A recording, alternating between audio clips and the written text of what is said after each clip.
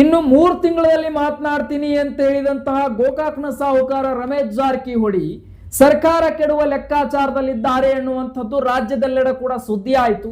ಆದ್ರೆ ಈಗ ರಮೇಶ್ ಜಾರಕಿಹೊಳಿ ಮೌನವಾಗಿದ್ದಾರೆ. ಸರ್ಕಾರ ಕೆಡವುವ ಏನು ವಿಚಾರ ಇತ್ತು ಅದರಿಂದ ಹಿಂದೆ ಸರಿದಿದ್ದಾರೆ ಎನ್ನುವಂತಹ ಕೆಲವು ಮಾಹಿತಿಗಳು ಲಭ್ಯವಾಗ್ತಾ ಇದೆ. ಬಹುತೇಕ ಹಿಂದೆ ಸರಿದ್ರು ಅನ್ನುವಂತಹ ಮಾಹಿತಿಗಳಿವೆ. ಸೊ ಯಾವ ರೀತಿ ರಮೇಶ್ ಜಾರಕಿಹೊಳಿ ಹಿಂದೆ ಸರಿದ್ರು, ಯಾವ ಕಾರಣಕ್ಕಾಗಿ ಹಿಂದೆ ಸರಿದ್ರು? ಪಕ್ಷದ ಕಾಂಗ್ರೆಸ್ನಲ್ಲಿ ಏನು 136 ಸೀಟ್ಗಳಿವೆ, ಈಗ 138 ಆಗಿವೆ. 138 ಏನು ಶಾಸಕರ ಸಂಖ್ಯಾಬಲವನ್ನು ಹೊಂದಿದಂತಹ DK ಶಿವಕುಮಾರ್ ಕಾಂಗ್ರೆಸ್ ಪಕ್ಷದ ಶಕ್ತಿ ಇದೆ. ಸೊ ಇದನ್ನ ಹೇಗೆ ಕೆಡಬೇಕು ಅನ್ನುವಂಥದ್ದು ರಮೇಶ್ ಜಾರಕಿಹೊಳಿ ಅವರಿಗೆ ತಿಳಿದೇ ಇಲ್ಲ. ಯಾಕಂದ್ರೆ ರಮೇಶ್ ಜಾರಕಿಹೊಳಿ ಅವರು ಯಾವ ರೀತಿ ಹೋದ್ರೂ ಕೂಡ ತೊಂದರೆಗಳು ಉಂಟಾಗೋದಕ್ಕೆ ಶುರುವಾದವು. ನೋಡಿ, ಕಾಂಗ್ರೆಸ್ 138 ಶಾಸಕ ಸ್ಥಾನಗಳನ್ನು ಹೊಂದಿಕೊಂಡಿದೆ. ಇನ್ನು ಬಿಜೆಪಿ 66 ಕ್ಷೇತ್ರಗಳಲ್ಲಿ ಗೆದ್ದು ಬೀಗಿತ್ತು. ಆದ್ರೆ ಅದೀಗ 64, 65ಕ್ಕೆ ಬಂದಿದೆ. ಸೊ JDS 19 ಇತ್ತು, ಅದೀಗ 18ರಲ್ಲಿದೆ. ನಿಮಗೆ ಗೊತ್ತಿರಬೇಕು. ಸೊ ಈಗ ಟೋಟಲ್ ಬಿಜೆಪಿ JDS ಹಿಡಿದ್ರೂ ಕೂಡ 83 ಶಾಸಕರ ಸಂಖ್ಯೆ ಆಗತ್ತೆ. ಇನ್ನೂ ಬೇಕಾಗಿರುವಂಥದ್ದು 30 ಶಾಸಕರ ಸಂಖ್ಯಾಬಲ ಬೇಕು. ಇನ್ನು ರಮೇಶ್ ಜಾರಕಿಹೊಳಿ ಅವರು ಈ ಹಿಂದೆ 17 ಶಾಸಕರನ್ನ ಕರ್ಕೊಂಡು ಬಂದು ಸರ್ಕಾರ ಕಟ್ಟಿದ್ರು. ಈಗ 30 ಶಾಸಕರನ್ನ ಕರ್ಕೊಂಡು ಬರಬೇಕಲ್ಲ. 30 ಶಾಸಕರನ್ನ ಹೇಗೆ ಕರ್ಕೊಂಡ್ ಬರಕ್ಕಾಗತ್ತೆ? 30 ಶಾಸಕರನ್ನ ಹೇಗೆ ಒಗ್ಗೂಡ್ಸಕ್ಕಾಗತ್ತೆ? ಅದೆಲ್ಲ ಸಿದ್ದರಾಮಯ್ಯನವರು ಮನಸ್ಸು ಮಾಡಿದ್ರೆ ಏನ್ ಬಿ ಆಗತ್ತೆ, ಅದೆಲ್ಲ ಬೇರೆ ವಿಚಾರ ಆಗಬಹುದು. ಸೊ ಆದ್ರೆ ಈಗ ರಮೇಶ್ ಜಾರಕಿಹೊಳಿ ಒಬ್ಬರೇ ಓಡಾಟವನ್ನು ನಡೆಸಿದ್ರು, ಸಿದ್ದರಾಮಯ್ಯನವರು ಬಲವನ್ನು ಕೂಡಿಸಿದ್ರು. ಏನೇ ನಡೆದ್ರೂ ಕೂಡ 30 ಶಾಸಕರನ್ನ ಕರ್ಕೊಂಡು ಬಿಜೆಪಿಗೆ ಬರೋದಿದೆಯಲ್ಲ, ಅಷ್ಟು ಸುಲಭದ ಮಾತಲ್ಲ. ಯಾಕಂತಂದ್ರೆ ಇಲ್ಲಿ ಕಾನೂನು ಕೂಡ ಅಡ್ಡಿಪಡಿಸುತ್ತೆ. ಈಗ ನೋಡಿ, ರಾಜೀನಾಮೆ ಕೊಟ್ಟೇ ಬರಬೇಕು. ರಾಜೀನಾಮೆ ಕೊಡದೆ ಅಂತೂ ಬರಕ್ಕಾಗಲ್ಲ. ಇನ್ನು ರಾಜೀನಾಮೆ ಕೊಡದೆ ನಾನು ಬರ್ತೀನಿ ಬಿಜೆಪಿಗೆ, ಕೇವಲ ಪಕ್ಷವನ್ನು ತೊರಿತೀನಿ, ಪಕ್ಷಕ್ಕೆ ರಾಜೀನಾಮೆ ನೀಡ್ತೇನೆ, ಆದ್ರೆ ನಾನು ನನ್ನ ಶಾಸಕ ಸ್ಥಾನಕ್ಕೆ ರಾಜೀನಾಮೆ ನೀಡಲ್ಲ, ನಾನು ಬಿಜೆಪಿಗೆ ಬರ್ತೀನಿ ಅಂತ ಅಂದ್ರೂ ಕೂಡ ಇದು ಒಂದು ರೀತಿ ಎಲ್ಲೋ ಒಂದು ಕಡೆ ಕಾನೂನು ಕೂಡ ಇದಕ್ಕೆ ಅಡ್ಡಿಪಡಿಸುತ್ತೆ ಅನ್ನುವಂಥದ್ದು ಸ್ಪಷ್ಟ. ಈಗ ಆಯ್ತು, 30 ಶಾಸಕರು ಕೂಡ ನಾವು ರಾಜೀನಾಮೆಯನ್ನು ಕೊಡ್ತೀವಿ ಕಾಂಗ್ರೆಸ್ ಪಕ್ಷಕ್ಕೆ ಶಾಸಕ ಸ್ಥಾನಕ್ಕೆ ಅಂತ ರಾಜೀನಾಮೆ ಕೊಟ್ಟಿ ಕಡೆ ಬಂದರೂ ಕೂಡ ಎಲೆಕ್ಷನ್ ನಡೆಸಬೇಕಲ್ಲ, ಉಪಚುನಾವಣೆ. ಈ ಉಪಚುನಾವಣೆ ನಡೆಸಬೇಕಾದಂತಹ ಸಂದರ್ಭದಲ್ಲಿ 30 ಶಾಸಕರ ಸ್ಥಾನದ ಅಂದ್ರೆ 30 ಕ್ಷೇತ್ರಗಳಲ್ಲಿ ಇನ್ಮೇಲೆ ಏನು ನಡೆಸಬೇಕಾಗ್ತದೆ? ಉಪಚುನಾವಣೆಯನ್ನು ನಡೆಸಬೇಕಾಗ್ತದೆ. ಆ ಉಪಚುನಾವಣೆಯಲ್ಲಿ ಭಾರತೀಯ ಜನತಾ ಪಾರ್ಟಿಯ ಅಷ್ಟು ಕ್ಷೇತ್ರಗಳನ್ನ ಗೆಲ್ಲಬೇಕಾಗ್ತದೆ. ಇದು ಒಂದು ವಿಚಾರ.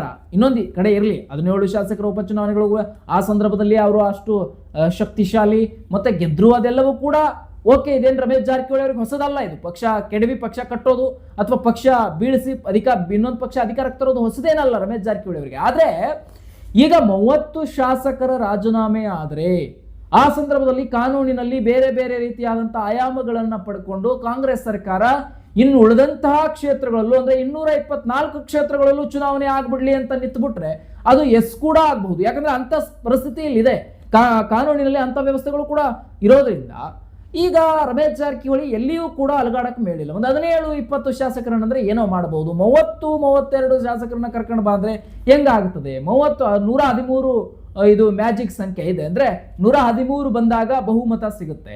ಅಂಥದ್ರಲ್ಲಿ 30 ಶಾಸಕರನ್ನ 32 ಶಾಸಕರನ್ನ ಕರ್ಕೊಂಡು ಬಾ ಬಿಜೆಪಿಗೆ ಅಂದ್ರೆ ಹೆಂಗಾಗ್ತದೆ ರಮೇಶ್ ಜಾರಕಿಹೊಳಿ ಅವರಿಗೆ? ಮತ್ತೆ ಆ ರೀತಿ ಕರ್ಕೊಂಡು ಹೋಗ್ಲಿಕ್ಕೆ ಎಲ್ಲ ಶಾಸಕರ ಶಕ್ತಿ ಬಲ ಬರಬೇಕು, ಶಾಸಕರು ರಾಜೀನಾಮೆ ಕೊಡಬೇಕು. 30 ಶಾಸಕರಂದ್ರೆ ಅದೇನು ಮಜಾ ಅಲ್ವಲ್ಲ. JDS ಒಂದು ರಾಜ್ಯದ ಪ್ರಾದೇಶಿಕ ಪಕ್ಷವಾಗೇ 19 ಶಾಸಕರನ್ನ ಗೆದ್ದಿದೆ, ಅದು ಒಂದು ಪಕ್ಷ.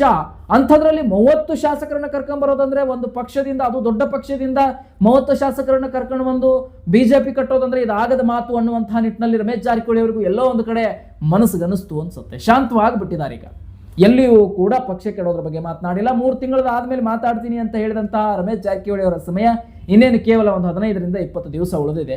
ಅದರಲ್ಲಿ ಏನು ಮಾಡಬಹುದು ರಮೇಶ್ ಜಾರಕಿಹೊಳಿ ಅನ್ನುವಂತಹ ಕುತೂಹಲನೂ ಇದೆ. ಏನು ಸುಮ್ಮನೆ ಆಗ್ಬಿಡ್ತಾರೋ ಅದು ಕೂಡ ಗೊತ್ತಿಲ್ಲ. ಇದು ಇರ್ತಕ್ಕಂಥ ವ್ಯವಸ್ಥೆ. ಇನ್ನು ರಮೇಶ್ ಜಾರಕಿಹೊಳಿ ಅವರು ಈ ರೀತಿಯಾದಂತಹ ಒಂದು ಧೈರ್ಯದ ಮಾತುಗಳನ್ನು ಈ ಹಿಂದೆ 2 ತಿಂಗಳ ಹಿಂದೆ 2.5 ತಿಂಗಳ ಹಿಂದೆ ಮಾತನಾಡಿದ್ರು. ಏನಂತ, 3 ತಿಂಗಳ ಆದಮೇಲೆ ನಾನು ಮಾತನಾಡ್ತೇನೆ, 3 ತಿಂಗಳ ನಂತರದಲ್ಲಿ ನಾನು ಎಲ್ಲದಕ್ಕೂ ಉತ್ತರ ಕೊಡ್ತೇನೆ, ಆಮೇಲೆ ನೋಡಿ ನೀವು ಹೆಂಗಿರುತ್ತೆ ಅಂತೆಲ್ಲ ಮಾತನಾಡಿದ್ರು. ಆದರೆ ಅದು ಈಗ ಒಂದು ಲೆಕ್ಕಾಚಾರದ ಪ್ರಕಾರ ಆಗಲಿಲ್ಲ ಅನ್ನುವಂಥ ಲೆಕ್ಕಾಚಾರಗಳು ಕೂಡ ಇದೆ. ಯಾಕಂದ್ರೆ 30 ಶಾಸಕರನ್ನ ಎಲ್ಲಿಂದ ತರಕಾಗುತ್ತೆ? 30 ಶಾಸಕರನ್ನ ತರ್ತೀನಿ ಅಂದ್ರೂ ಕೂಡ ಅದು ಕಾನೂನಿನಲ್ಲಿ ಬೇರೆ ಬೇರೆ ಲೆಕ್ಕಾಚಾರಗಳನ್ನು ಪಡ್ಕೊಳ್ಳುತ್ತೆ. ಆಗ ರಾಜೀನಾಮೆ ಕೊಡಬೇಕಾಗುತ್ತೆ, ರಾಜೀನಾಮೆ ಕೊಟ್ಟರೆ ಉಪಚುನಾವಣೆಗೆ ಬರುತ್ತೆ. ಉಪಚುನಾವಣೆಗೆ ಬಂದಂಥ ಸಂದರ್ಭದಲ್ಲಿ ಇನ್ನು ಕಾಂಗ್ರೆಸ್ ಮತ್ತೊಂದು ಕಾನೂನಿನ ಹೋರಾಟವನ್ನು ಮಾಡಿ ಎಲ್ಲ ಕ್ಷೇತ್ರಗಳಲ್ಲೂ ಆಗಲಿ ಇನ್ನು ಇಲೆಕ್ಷನ್ ಅಂತ ನಿಂತ್ಕೋಬಹುದು. ಈ ರೀತಿಯಾದಂಥ ಹೋರಾಟಗಳು ನಡೀಬಹುದು. ಹಂಗಾಗಿ ಇದು ಎಲ್ಲೋ ಒಂದು ಕಡೆ ಕಷ್ಟಕ್ಕೆ ಸಿಗಾಕೊಳ್ತೀವಿ ಅನ್ನುವಂಥದ್ದು ಗೊತ್ತಿದೆ. ಒಂದು 20 ಶಾಸಕರಂದ್ರೆ ಏನೋ ಮ್ಯಾನೇಜ್ ಮಾಡಬಹುದು. ಅದೇ ದೊಡ್ಡ ಕಷ್ಟದಲ್ಲಿ ಮ್ಯಾನೇಜ್ ಮಾಡಿದ್ದಾರೆ. ಹಿಂದೆ 2000 ಹಿಂದೆ ಚುನಾವಣೆ ನಡೀತಲ್ಲ, 2013ಗಿಂತ ಮುಂಚೆ ಚುನಾವಣೆ ನಡೀತಲ್ಲ, ಆ ಸಂದರ್ಭದಲ್ಲಿ ಅವ್ರು ಬಹಳಷ್ಟು ಕಷ್ಟಪಟ್ಟಿದ್ದಾರೆ. ಅಂತಹ ಸಂದರ್ಭದಲ್ಲಿ ಆ 17 ಶಾಸಕರನ್ನ ಕರ್ಕೊಂಡು ಹೋಗಿ ಕೂರಿಸ್ಕೊಂಡು ಇರಿಸ್ಕೊಂಡು ರಾಜೀನಾಮೆ ಕೊಡಿಸಿ ಅವ್ರನ್ನ ಗೆಲ್ಸ್ಕೊಂಡು ಬಂದು ಅಧಿಕಾರ ಪಡೆಯೋದೇ ದೊಡ್ಡ ಹರಸಾಹಸ ಆಗಿತ್ತು. ಆದರೂ ಕೂಡ ರಮೇಶ್ ಜಾರಕಿಹೊಳಿ ಶಕ್ತಿ ಬಲದಿಂದ ಅವಾಗ ಅಧಿಕಾರ ತಗೊಂಡೇ ಬಿಟ್ರು, ಬಿಡಲಿಲ್ಲ ಬಿಜೆಪಿಯವರು. ಆದರೆ ಈಗಲೂ ಹಾಗೆ ನಡೆಯುತ್ತೆ ಅನ್ನಂದ್ರೆ 30 ಶಾಸಕರನ್ನ ನಿಭಾಯಿಸೋದಿದೆಯಲ್ಲ, ಅದು ತುಂಬಾ ಕಷ್ಟಕರ ಸುದ್ದಿ ಅನ್ನುವಂಥದ್ದು ಎಲ್ಲೋ ಒಂದು ಕಡೆ ರಮೇಶ್ ಜಾರಕಿಹೊಳಿ ಅವರಿಗೆ ಅರ್ಥ ಆಗಿದೆ, ಮನವರಿಕೆ ಆಗಿರಬಹುದು ಬಹುತೇಕ ಅಂತ ಅನಿಸುತ್ತೆ. ಸೊ ಹಂಗಾಗಿ ಕಾಂಗ್ರೆಸ್ ಸರ್ಕಾರವನ್ನ ಬೀಳಿಸುವ ಲೆಕ್ಕಾಚಾರದಿಂದ ಹಿಂದೆ ಸರಿದಿದ್ದಾರೆ ಸಾಹುಕಾರ ಅನ್ನೋದು ಸ್ಪಷ್ಟವಾಗಿ ಇಲ್ಲಿ ಗೊತ್ತಾಗ್ತಾ ಇದೆ. ಯಾಕಂದ್ರೆ ಅವರು ಹೇಳಿದ 3 ತಿಂಗಳ ಸಮಯ ಈಗ ಕೇವಲ 15 ದಿವಸದಿಂದ 20 ದಿವಸದಿಂದ ಮಾತ್ರ ಉಳಿದಿದೆ. ಇದಕ್ಕೆ ನೇರವಾಗಿ ಕಾಂಗ್ರೆಸ್ ಸರ್ಕಾರದ ಒಂದು ಲೆಕ್ಕಾಚಾರಗಳು 138 ಶಾಸಕರನ್ನ ಹೊಂದಿದಂಥ ಸರ್ಕಾರ. ಹಾಗಾಗಿ ಅದನ್ನು ಬೀಳಿಸುವುದು ಕಷ್ಟ ಆಗ್ತದೆ.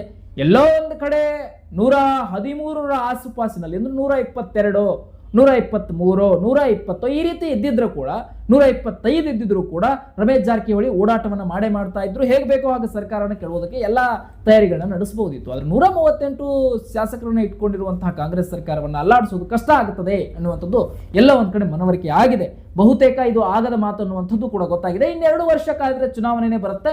2 ವರ್ಷದಲ್ಲಿ ಏನ್ ಮಾಡೋಕ್ಕಾಗತ್ತೆ ಅನ್ನುವಂಥದ್ದು ಕೂಡ ಎಲ್ಲ ಒಂದ್ ಕಡೆ ರಮೇಶ್ ಜಾರಕಿಹೊಳಿ ಅವರ ತಲೆ ಎಲ್ಲಿರಬಹುದು. ಇನ್ನು ರಮೇಶ್ ಜಾರಕಿಹೊಳಿ ಅವರು ಸಹೋದರ ಸತೀಶ್ ಜಾರಕಿಹೊಳಿಗೂ ಕೂಡ ಡಿಸಿಎಂ ಸ್ಥಾನ ಸಿಗ್ತಾ ಇದೆ, ತಗೊಳ್ಳಿ, ಅವರು ಅಧಿಕಾರ ಮಾಡಲಿ ಅನ್ನುವಂಥದ್ದು ಎಲ್ಲೋ ಒಂದು ಕಡೆ ರಮೇಶ್ ಜಾರಕಿಹೊಳಿ ಅವರಿಗೆ ಇರಬಹುದು. ಅವರ ಶಕ್ತಿ ಏನು ಕಡಿಮೆ ಇದೆ ಅಂತ ಹೇಳಕ್ಕಾಗಲ್ಲ. ಯಾಕಂದ್ರೆ ರಮೇಶ್ ಜಾರಕಿಹೊಳಿ ಶಕ್ತಿ ಬಲ ಇಲ್ಲಿ ಹಿಂದೆ ಎಲ್ಲರೂ ನೋಡಿದ್ದೀವಿ, ಮುಂದೆನೂ ಕೂಡ ನೋಡ್ತಾ ಹೋಗ್ತೀವಿ. ಆ ಶಕ್ತಿ ಅಂತೂ ರಮೇಶ್ ಜಾರಕಿಹೊಳಿಯಲ್ಲಿ ಇದ್ದೇ ಇರುತ್ತೆ. ಸೊ ಅದನ್ನ ಯಾರು ಕೂಡ ಟಚ್ ಮಾಡೋಕ್ಕಾಗಲ್ಲ. ಆದ್ರೆ ಯಾವುದೋ ಅಂತ ಕಾರಣಗಳಿಂದ ಈ ನಾನು ಹೇಳಿದಂತಹ ಇಷ್ಟು ಕಾರಣಗಳಿದೆಯಲ್ಲ, ಈ ಕಾರಣಗಳು ರಮೇಶ್ ಜಾರಕಿಹೊಳಿ ಅವರನ್ನ ಕೈ ಕಟ್ಟುತ್ತೆ ಅನ್ನುವಂಥದ್ದು ಯಾವುದೇ ಅನುಮಾನ ಇಲ್ಲ.